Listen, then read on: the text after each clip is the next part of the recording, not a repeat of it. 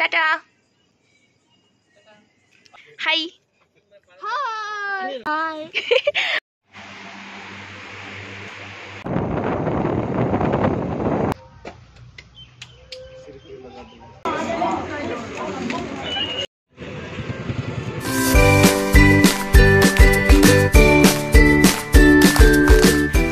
Welcome back to my channel. আশা করছি তোমরা সকলেই ভালো আছো, আমিও ভীষণ ভালো আছি। আজকে হচ্ছে মঙ্গলবার, এখন বাজে 7:55। একদম সন্ধ্যে থেকে শুরু করেছি ব্লগটা, কারণ এখন চলছে আমার রান্না। তো তোমাদের আগের ভিডিওতে আমি বলেছিলাম যে আমার দিদিরা সবাই আসবে, তো সেই জন্য ওরা আসবে 9টার দিকে। তার আগেই ভাবলাম যে রান্নাবান্না করে সেরে ফেলি, তো সেই জন্যই একটু ব্যস্ত ছিলাম। বাকি সব কিছু ধোয়াধুয়ি করলাম, তো এইসব করতে করতেই লেট হয়ে গেছে, ভুলেই গেছি ভিডিওর কথা। তো ব্যাস এখন কিছুই না, একটু রান্না করছি। তো চলো এখন দেখতে থাকো ভিডিওটা, এখন থেকেই শুরু করছি। তো রান্না এখন চলছে আমার, রান্না চলছে বলতে মাছ ভাজা হয়ে গেছে। এখন ভাবছি কি করবো, এখানে এত গরম লাগছে, আর এখানে আমার বর এখন মিস্ত্রির কাজ করছে। পাখাটা না খুব ময়লা হয়ে গেছিলো, এতদিন বাতাসে হচ্ছিল না। এই সানডেতে আবার ঠিক করলো, কিন্তু আজকে দেখছি হঠাৎ করে খটং খটং খটং করে আওয়াজ হচ্ছে, তো এখন সেটাই সারাচ্ছে। তো চলো এখন দেখতে থাকো। আমার ইচ্ছা হচ্ছে স্নান করতে। এখানে এত গরম না, পাখা ছাড়া একদমই থাকা অসম্ভব, মানে এক্সট্রা পাখা ছাড়া। তো কোনো রকমভাবে এই পাখাটা যতদিন ছিল না, মানে আগের বছরের কথা বলছি, তখন আমার শুধু ওই ছোট্ট একটা ব্যাটারি ফ্যান ছিল, ওটাতেই চলতো। তবুও ভীষণ কষ্ট পেয়েছিলাম এত গরমে। তো এই বছর একজন স্যার পোস্টিং গেছিলো, তার থেকেই নিয়েছিলাম। কিন্তু পাখাটা সত্যি খুব ভালো। প্রবলেম হচ্ছে একটু জাম হয়ে গেছে, এখনও পর্যন্ত কোনো মিস্ত্রিকে দেখানো হয়নি। ওই তোমাদের দাদাভাই কোনো রকম করে নিজের হাতে পরিষ্কার করছে, ব্যাস ওই করে কোনো রকম চলছে। এরপর বাড়ি নিয়ে চলে যাবো, সেখানে গিয়ে একদম ঠিক করে নেব। কিন্তু পাখাটা সত্যি খুবই ভালো, খুব ভালো ঘোরে। এই পাখাটা যেদিন থেকে এসছে না, সেদিন থেকে ঘুমটা এত ভালো হয় বলে বোঝাতে পারবো না। আর গরম তো সেই জন্য। তো এখন দেখো এই যে মাছ ভাজছিলাম, মাছের একটু ডিম বেঁচেছিল, তো সেই ডিমটাই ভেজে ওকে দিলাম। তো এখন এখানে পাখা চালিয়ে বসে আছি, আর এখন বাজে হচ্ছে 10:30। মানে এখন ট্রেন লেট ছিল, তো এখন পুরোপুরি স্টেশনে পৌঁছে গেছে, অটোতে উঠেও গেছে। তোমাদের দাদাভাই এবার যাবে গেটের কাছে নিয়ে আসতে। আমার খাওয়া হয়ে গেছে, কারণ আমি সারা বিকেল মানে সেই দুপুরে খেয়েছিলাম। তারপর আজ প্রত্যেকদিন সন্ধ্যাবেলা কিছু একটা খাই, আজকে কিছু একটা খাওয়া হয়নি বলে না খিদে পাচ্ছিল। সেজন্য তারপর দিদির সাথে কথাও বলছিলাম, বলে যে তুই খেয়ে নে, তারপরে আসতে দেরি হবে, ট্রেন লেট ছিল বলে আমি খেয়ে নিয়েছি।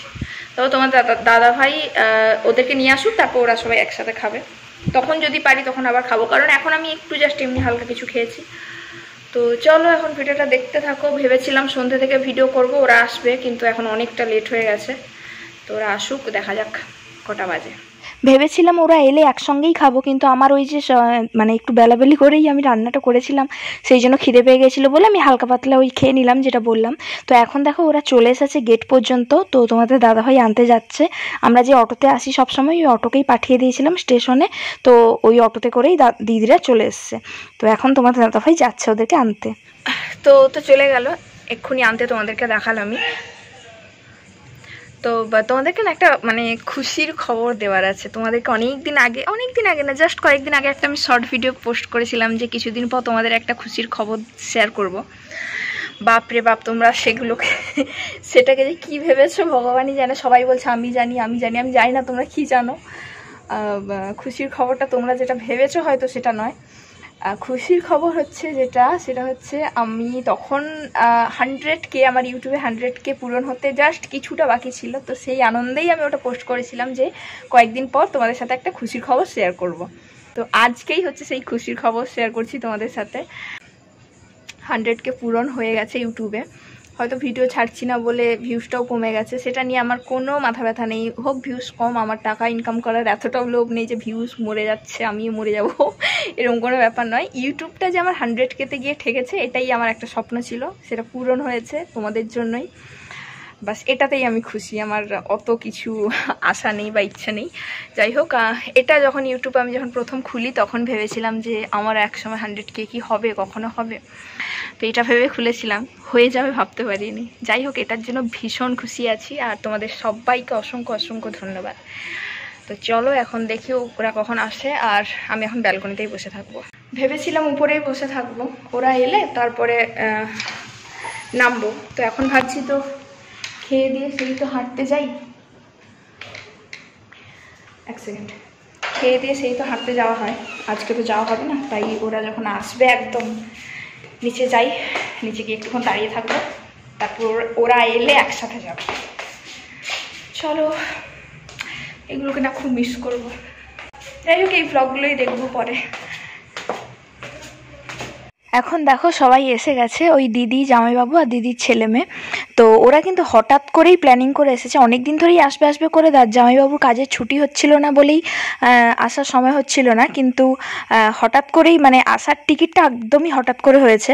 তো ওরা বেশি দিন থাকবেও না, পুরীতে ঘুরতে এসেছিল, তো এখানে আজকে এসেছে, কাল থেকে পরের দিন আবার চলে যাবে সন্ধ্যাবেলা। আর আমি কিন্তু পুরোটাই একটা ভ্লগের মধ্যেই শেয়ার করব, আসা থেকে যাওয়া পর্যন্ত। আমি আর আলাদা করে 3 রকমের ভিডিও করছি না, কারণ তোমরা বুঝতেই পারছো যে পোস্টিং যাওয়া মানে পুরো কোয়ার্টার ছাড়া মানে কত কাজের একটা প্রেশার থাকে, সেই জন্যই আমি অত কিছু ভিডিও করিনি। কোনো রকমভাবে আমি 3 দিনের ভিডিও একটা ভিডিওর মাধ্যমেই শেয়ার করে দেবো। ওরা সবাই ফ্রেশ হয়ে গেছে, এখন রাতের খাবারের জন্যই আমি থালাপত্রগুলো দিচ্ছিলাম দিদিকে। আমি তো খেয়ে নিয়েছি, ভেবেছিলাম খাবো না, তারপর তোমাদের দাদাভাই একটু জোর করতে ওর থালাতেই একটু খেয়েছিলাম। এটা হচ্ছে পরের দিনের সকালের ভিডিও।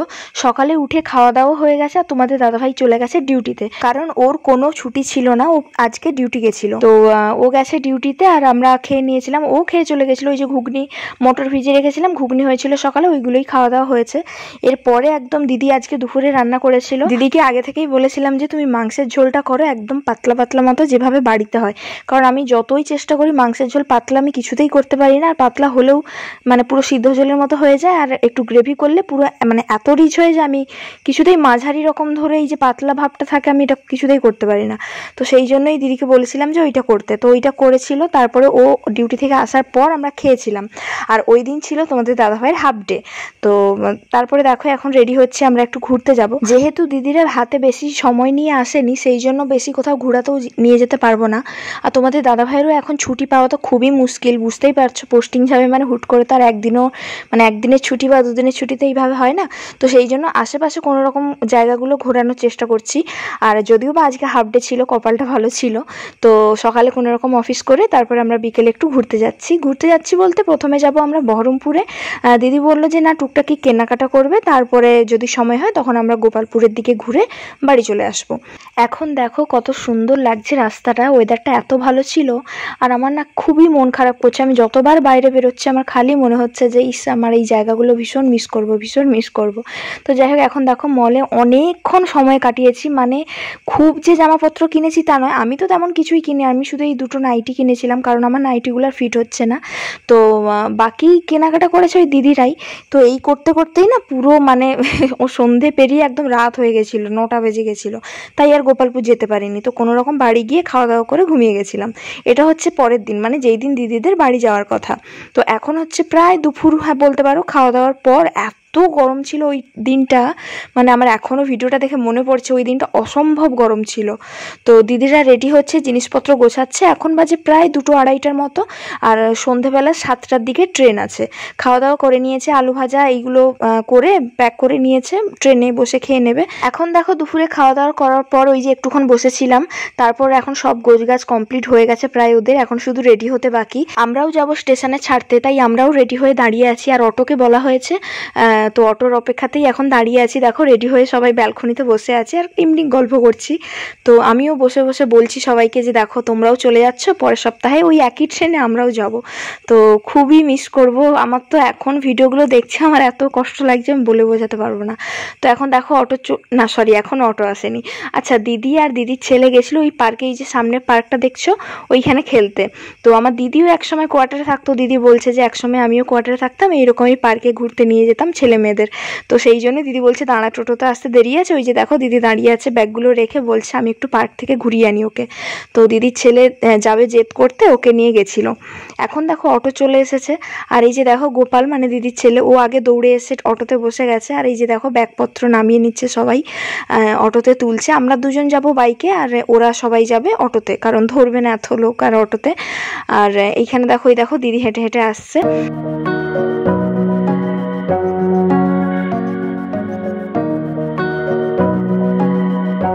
আমরা এসেছি উল্টো দিক থেকে আর ওরা গেছে উল্টো দিক থেকে, মানে ওদের ট্রেন ঢুকবে 1 নম্বর প্ল্যাটফর্মে আর আমরা 4 নম্বর প্ল্যাটফর্ম থেকে ঢুকেছি। দুদিকের রাস্তা কিন্তু পুরো উল্টো দিকে। তো কারণ আমাদের বাইক নিয়ে যেতে সুবিধা হবে, আমাদের এই 4 নম্বর প্ল্যাটফর্ম থেকে আমাদের মানে কোয়ার্টারে পৌঁছাতে সুবিধা হয় আর কি। তো সেই জন্য আমরা 4 নম্বর থেকে ঢুকছি, গিয়ে তারপর 1 নম্বর প্ল্যাটফর্মে পৌঁছে যাব, কারণ ট্রেনটা ঢুকবে 1 নম্বর প্ল্যাটফর্মে। ট্রেন ছিল 7টার দিকে আর আমরা প্রায় পৌঁছে গেছিলাম 6টা 10-15 দিকেই স্টেশনে পৌঁছে গেছিলাম।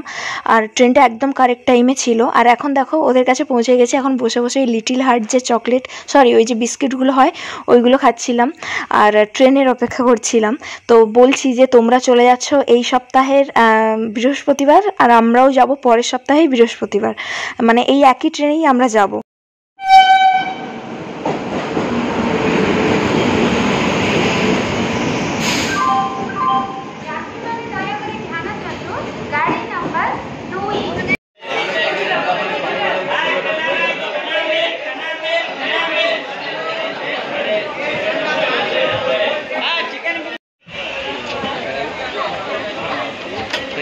সাইড দিয়ে দাও, সাইড দিয়ে দাও। এই ট্রেনটা ছিল বিশাখাপত্তনম টু দীঘা আর এটা দাঁড়াবে তমলুক স্টেশনে। তো খুবই সুবিধা হয়, সপ্তাহে একদিনই চলে, তো সেই জন্যই আমরা এই ট্রেনটাই বুক করেছিলাম। তো এদেরকে বলছিলাম যে দেখো তোমরা এখন যাচ্ছ, আমার কিন্তু বিন্দুমাত্র মন খারাপ করছে না, কারণ আমিও কয়েকদিন পর বাড়ি যাব, সেই জন্য। নয়তো আমি থাকতাম তোমরা চলে যেতে আমি শিওর কেঁদে ফেলতাম, কারণ আমার বাড়িতেও যখন সবাই এসেছিল, মানে আমার বাড়ির লোকেরাও যখন এসেছিলো, আমি এইভাবে যাওয়ার সময় যে কী অঝরে কান্না কেঁদেছিলাম সে বলে বোঝানোর নয়। তো আমরাও যেহেতু পরে চলে যাবো, তো অতটা আমার মন খারাপ করছে না। এখন তোমাদের দাদাভাই স্টেশনে ওই টিকিট কাউন্টারে কি একটা কাজের জন্য গেছিল, আমি ভুলে গেছিলাম। টিকিট অলরেডি কাটা হয়ে আছে, বাট অন্য কি একটা কাজে গেছিল। আর এখন দেখো আমি বাইরে বসেছিলাম আর বসে বসে ভাবছি এই জায়গাটা মানে আমার সত্যি স্মৃতি হয়ে থাকবে, কারণ আমি যখন প্রথম এসেছিলাম এই 4 নম্বর প্ল্যাটফর্ম থেকেই বেরিয়ে গেছিলাম। তো এইখানেই আমার অটোটা দাঁড়িয়েছিল। আমার প্রথম দিন যাওয়ার ভ্লগটা দেখলেই তোমরা বুঝতে পারবে, জায়গাটা চিনতে পারবে। তো পরের বার যেহেতু আমি ওই ট্রেনেই যাব, তাই আমাদেরকে 1 নম্বর প্ল্যাটফর্মেই যেতে হবে, আমি তো আর এখানে আসতে পারবো না। তো সেই জন্যই ওকে বলছিলাম যে এইটাই আমার লাস্ট এইখানে আসা, যদি পরে কখনো আসি সেটা আলাদা কথা, বাট এইবারের মতো এটাই লাস্ট। তো দেখে আমার এতটা মন খারাপ করছিল আমি বলে বোঝাতে পারবো না। আজ পুরো রাস্তাটা আস্তে আস্তে আমি আর তোমাদের দাদাভাই শুধু একে অপরের সাথে ওই সব কথাই বলছিলাম যে ভীষণ মিস করবো, এই জায়গাটা সত্যি একদম বেস্ট ছিল। তো যাই হোক, এখন দেখো যাওয়ার সময় প্রায় কাছাকাছি চলে এসেছি। এইখানেই পাপড়ি চাট দোকানগুলো বসেছিল, খেতে ইচ্ছে হলো হঠাৎ করে, সেই জন্য খাচ্ছিলাম। তো তারপর বাড়ি গিয়ে তো যা রান্না আছে ওটাই খেতে হবে। তো চলো বাড়ি যাই, গিয়ে কথা বলছি। তো বাড়িতে তো ওদেরকে ছেড়ে দিয়ে চলে এসেছি অনেকক্ষণ আগেই। এসে আমরা খেয়ে নিয়েছি। দুপুরে দিদি তরকারি করেছিল ওই কি কুদরি দিয়ে, তো সেটা দিয়েই মুড়ি খেয়েছি আর আম। তো এখন ঘুমিয়ে যাবো।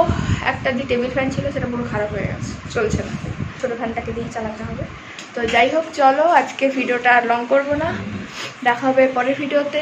সবাই ভালো থেকো, সুস্থ থেকো, টাটা।